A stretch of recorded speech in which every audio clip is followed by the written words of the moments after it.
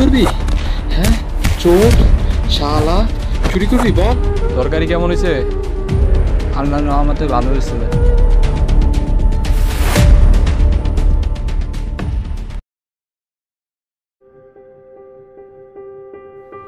হায় আল্লাহ, 2-3 দিন ধরে খাওন পাই না। আল্লাহ আজকেও পাই না কি জানি না।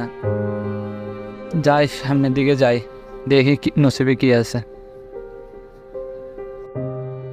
আজকে সকালে যে মোবাইলটা চুরি হয়েছে এখনো কোনো খবর পাইলাম না।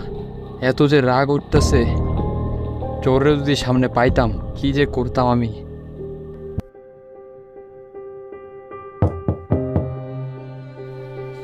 কেউ দেখি সাড়া দেয় না, যাই ভিতরের দিকে কেউ আছে নাকি দেখি। এটা আবার কি?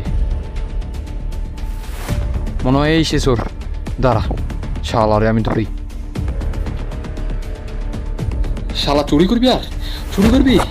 হ্যাঁ, চোর শালা, চুরি করবি বল বল। শালা চুরি করবি? আর চোর কোথাকার?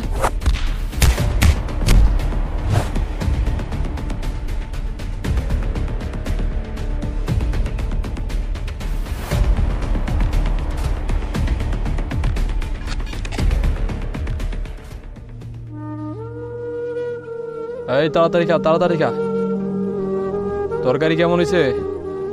আল্লাহর রহমতে ভালো হয়েছে। হ্যাঁ, খরচ গাছ চোর দেই। খা তাড়াতাড়ি খা, তাড়াতাড়ি খা, আর মানবো না, তাড়াতাড়ি খা। কি ভাবছেন এখানে গল্পটার হ্যাপি এন্ডিং? কিন্তু না, তাকে ভাত খাওয়ানোর পর আবার শারীরিক অত্যাচার করা হয়। আর জানেন এই অত্যাচারের শেষ কোথায়? মৃত্যু। গল্পটা আপনাদের খুব মর্মান্তিক মনে হচ্ছে, তাই না?